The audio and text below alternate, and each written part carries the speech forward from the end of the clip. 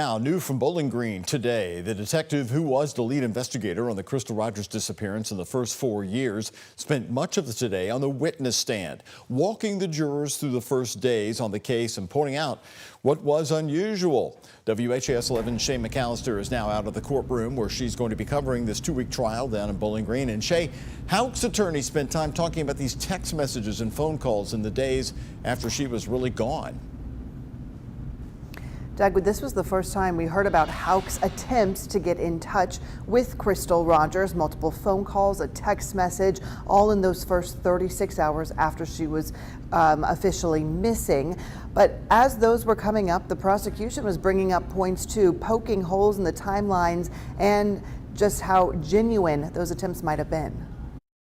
Everyone is worried sick. Please call me back. That appears to be the final text Brooks Houck sent to Crystal Rogers about 36 hours after she is last seen alive. Phone records show Houck also tried to call her 3 times, including twice on the morning of July 4th and once on July 5th. The defense presented the evidence as Houck's worried attempts to get in touch with his girlfriend, while the prosecutor pointed out he woke up, noticed she was missing, went to McDonald's, then went to his family farm before calling her for the first time. The prosecutor also worked to point out unusual behavior from the defendant in the early days of the investigation, like during an interrogation tape from July 7th, 2015. Brooks is asked what's the worst thing that's ever happened to him. Detective John Snow said he seemed indifferent and didn't answer the question. Prosecutor Young asked about a secret recording device that Brooks had brought in during a police interrogation. Detective John Snow said Houck was caught on video messing with the recorder while he walked into the interrogation room. And later in that interview, Brooks gets a phone call from his brother Nick. I'm up here. I know that you didn't know. I'm up here in this interview with the Detective Snow. Detective Snow said on the stand today that was the first time he suspected Nick Houck may have played a role. And days later, his police cruiser was at the Kentucky State Police Crime Lab being processed for evidence.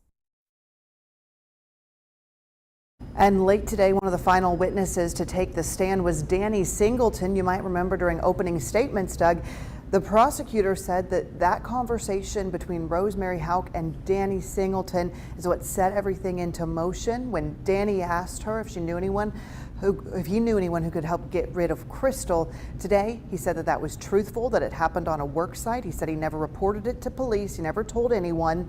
Of course, the defense did say that they're not convinced that it was authentic. They pointed out that he was in jail the first time this conversation happened. He was facing a very hefty bond and would likely sit there for a long time unless he told police what they wanted to hear. Doug? Shay, thank you so much. And Shay's going to be along in just a little bit as we are spending 30 minutes every night going in depth about everything said in this case today. Join me tonight at 9 along with Shay McAllister, Alexandra Goldberg, and WHAS 11 News legal analyst Nick Mudd. Now you can watch this by downloading the free WHAS 11 Plus app. Again, it's going to air on our app and you can watch for free again at 9 p.m. tonight. A recap of today on the Crystal Rogers case.